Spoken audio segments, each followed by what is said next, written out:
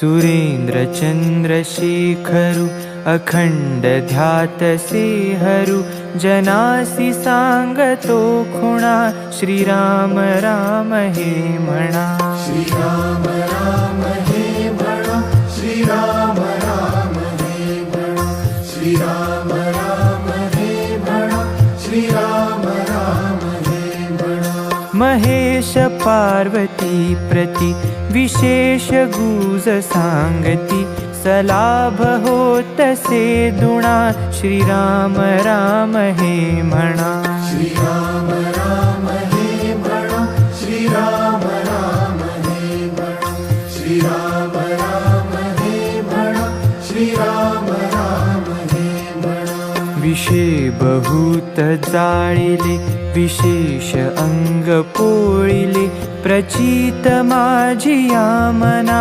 श्रीराम राम हे म्हणा श्रीराम राम हे म्हणा श्रीराम राम हे म्हणा श्रीराम राम हे म्हणा श्रीराम राम हे म्हणा विशाळ व्याळ व्यस्तकी नदी खळाळ मस्तकी ऋषी भविष्य कारणा श्रीराम राम हे